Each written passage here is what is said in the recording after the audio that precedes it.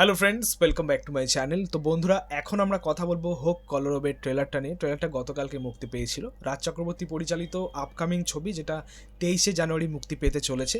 এই ছবিতে আমরা লিড চরিত্রে পাচ্ছি শাশ্বত চ্যাটার্জি এবং পাশাপাশি আরও অনেকেই রয়েছেন, অনেক নতুন মুখ রয়েছেন আর কি। তার পাশাপাশি আমাদের ওম রয়েছে, জন রয়েছে।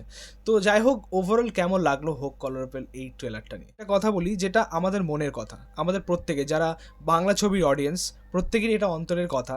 সেটা হচ্ছে যে আমরা যবে থেকে বাংলা ছবি দেখা স্টার্ট করেছি, মানে 2006, 7, 8 তবে থেকে আর কি মেনলি আর কি বাংলা ছবি খুব খুব ভালোবাসা সহকারে আর কি দেখতাম আর কি।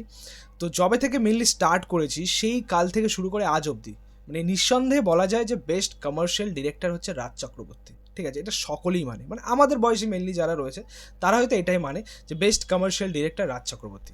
কিন্তু একটা সময়ের পরে রাজ চক্রবর্তী নিজেকে কিন্তু সেভাবে মানে গুটিয়ে নিয়েছে আর কি, মানে সেরকম আর কাজ তার কাছ থেকে পাচ্ছি না। লিমিটেড করে রেখেছে নিজেদেরকে, নিজেদের হাউস থেকে কাজ আসছে, অত বড় গ্র্যান্ডারের ছবিও আমরা পাচ্ছি না, অত বড় স্কেলের ছবিও আমরা পাচ্ছি না, যেটা মানে কি বলবো, যেটা হবে জিতদেবের সাথে। মানে এটাই বলাই বাহুল্য, কারণ বেস্ট ডিরেক্টর সবসময় বেস্ট কিছু অ্যাক্টরদের নিয়ে কাজ করবে, এটাই স্বাভাবিক। হ্যাঁ, অবশ্যই এই ছবিতে বা তার আগে যাদের যাদের নিয়ে কাজ করেছেন অবশ্যই তারা অভিনেতা হিসেবে খুবই ভালো, কিন্তু দেবজিতের বিষয়টা অন্যরকম রয়েছে আমাদের বাংলা ইন্ডাস্ট্রিতে, সেটা তোমরা সকলেই জানো। ঠিক আছে, কারণ তাদের ছবির গ্র্যান্ডার স্কেল অন্যরকম হয় এবং আমরা চাই যে সেই সকল ছবির পরিচালনায় দায়িত্বে থাকুক আমাদের রাজ চক্রবর্তী। কিন্তু কয়েক বছর ধরে আমরা এটা দেখতে পাচ্ছি যে রাজ চক্রবর্তীর যে কাজের ধরন সেটা অনেকটাই পাল্টে গেছে। একটা সময় সে বিলিভ করতো কমার্শিয়াল সিনেমায়, তারপর যবে থেকে সে নিজের প্রোডাকশন হাউস খুলেছে তবে থেকে কিন্তু তার চিন্তা ভাবনার মধ্যে অনেকটাই চেঞ্জেস, মানে সেভ গেম খেলার চক্করে হয়তো আমাদের চা পাওয়াটা মাঝখান থেকে নষ্ট হয়েছে, মানে অডিয়েন্স হিসাবে, বাংলা দর্শক হিসেবে আমাদের চা পাওয়াটা হয়তো মাঝখান থেকে নষ্ট হয়ে গেছে। তবে যাই হোক, আশা করছি যে হোক কলরব যে ছবিটা আমরা পাচ্ছি আর কি, তার থেকেও বড় কিছু কাজ আমরা পাবো, মানে এমনটাই আশা করছি। তবে এই যে হোক কলরবের ট্রেলারটা আমার কিন্তু খুব ভালো লাগেনি, মোটামুটি লেগেছে। এমন একটা গল্প আসছে, এর প্রেজেন্টেশন কেমন হয় সেটা হচ্ছে দেখার। মানে আমরা ট্রেলারটা দেখে এটা বুঝতে পারছি যে গল্পটা হবে একটা সত্য ঘটনার থেকে আর কি অনুপ্রাণিত, যেটা যাদবপুর ইউনিভার্সিটিতে কিছু বছর আগে একটা কেস হয়েছিল, ইনসিডেন্ট, র্যাগিং নিয়ে আর কি। তো সেই ইনসিডেন্টটা থেকে আর কি একটা মানে কি বলবো, একটা ইন্সপায়ার্ড একটা গল্প আমরা দেখতে পাচ্ছি। তো বিষয়টা কতটা মানে এর পেছনে কতটা সত্যতা বা কতটা ডিটেল রয়েছে সেটা হয়তো সিনেমা দেখলেই বোঝা যাবে, নাকি তারা শুধুমাত্র ওই প্লটটাই ওখান থেকে নিয়েছে, বাকি নিজেরাই আর কি গল্পটাকে করেছে। বাকি দেখা যাক সেই সিনেমাটা তারা কীভাবে প্রেজেন্ট করে। বাট এটা যদি মানে মেনলি প্রপাগ্যান্ডা হয় তাহলে হয়তো দর্শক ছবিটাকে অ্যাকসেপ্ট করবে না। বাট যদি একটা সত্য ঘটনাকে আধার করে যদি গল্পটা সেরকমভাবে তৈরি হয় হয়তো দর্শক ছবিটাকে নেবে। দেখো, আমার যেটা মনে হয় যে গল্পটা কিন্তু খুবই স্ট্রং, সেটা যদি প্রেজেন্টেশন খুব ভালো হয় আমার মনে হয় গল্পটা ওয়ার্ক করে যাবে।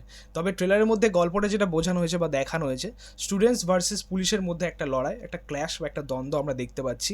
স্টুডেন্টসদের একটা কোলাহল বা কলরব দেখতে পাচ্ছি, পাশাপাশি পুলিশেরও কিন্তু একটা সেই কোলাহল বা কলরব দেখতে পাচ্ছি। তো কার কলরবে কতটা জোর আছে, কতটা প্রভাব রয়েছে গল্পে, সেটা আমরা ছবিটা দেখলেই জানতে পারবো। এছাড়া এই ট্রেলারটার মধ্যে বেশ কিছু জিনিস খুব ভালো ওয়ার্ক করেছে। প্রথমত যে বিষয়টাকে তারা দেখাতে চাইছেন, যেমন এই যে দ্বন্দ্ব বা ক্ল্যাশটা আর কি, পুলিশ এবং স্টুডেন্টসদের যে লড়াই, সেটা বেশ ভালো ফুটে উঠছে আর কি, সেটা বেশ ভালো ওয়ার্ক করছে, মানে অ্যাপ্রোচটা কিন্তু এখনও ট্রেলার লেভেলে বেশ ভালো ওয়ার্ক করছে।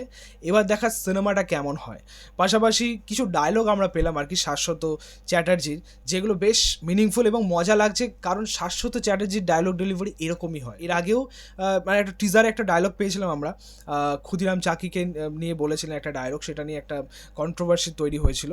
তো যাই হোক, সেই ডায়লগটা আমি এখন আর বলছি না, বাট সেটা নিয়ে একটা কন্ট্রোভার্সি হয়েছিল আর কি। বাট এই ট্রেলারটার মধ্যে অন্যরকম কিছু ডায়লগ পাচ্ছি এবং শাশ্বত চ্যাটার্জির যে ভঙ্গিমায় তিনি বলেন আর কি ডায়লগগুলো, সেখানে মেনলি খুব ভালো ওয়ার্ক করে। একটা ডায়লগ রয়েছে যে সন্ধ্যের পরে যদি গরু গোয়ালে না ফেরে তাহলে তাকে কান ধরে নিয়ে আসতে হয়, একটা ডায়লগ। তারপরে একটা ছিল যে আমাদের ধূমকেতু অত জোর ছিল না যে একটা গোটা থানাকে জ্বালিয়ে দেয়। গোটা ট্রেলার জুড়ে কিন্তু ডায়লগগুলো খুব ভালো আমরা পেয়েছি, বেশ মিনিংফুল, বেশ পাওয়ারফুল ছিল। এছাড়া এই ট্রেলারটার মধ্যে একটা গানের ইউজ কিন্তু খুব ভালো হয়েছে, একটা ফিমেল ভয়েস একটা গান আমরা পাচ্ছি, যে ক্যাম্পাস জুড়ে রাত্রি কেন নামে, গানটার ইউজ কিন্তু খুব ভালো হয়েছে। কিন্তু এই ট্রেলার জুড়ে যে ব্যাকগ্রাউন্ড স্কোরটা ইউজ করা হয়েছে, যে বিজিএমটা ইউজ করা হয়েছে, সেটা কিন্তু একদম আমার জন্য ওয়ার্ক করেনি এবং বলতে পারো যে বিজিএমটা কপি ছিল বা ইন্সপায়ার্ড ছিল। তোমরা 45 বলে একটা সিনেমা এসেছিলো কানাডায়, সেখানে একটা গান রিলিজ করেছিল আফরাত তাবাং, ঠিক আছে, গানটা শুনবে। ওই মিউজিকটা এবং এই মিউজিকটা অনেকটা কিন্তু ম্যাচ পাওয়া যাচ্ছে আর কি।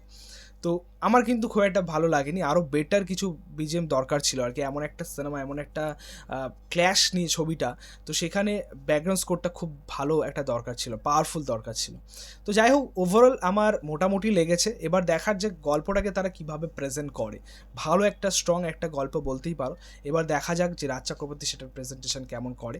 আর এই ছিল বলার আর কি এই ট্রেলারটা নিয়ে। তোমাদের মতামত, রিয়াকশন অবশ্যই কমেন্টে জানিও। ভিডিওটা ভালো লাগলে অবশ্যই লাইক কমেন্ট শেয়ার করে দিও, পাশে থেকে সাপোর্ট করে চ্যানেলটাকে অবশ্যই সাবস্ক্রাইব করে যাও, পাশে থাকা বেল আইকন প্রেস করে দিও পরবর্তী ভিডিওগুলো আপলোড। Thank you.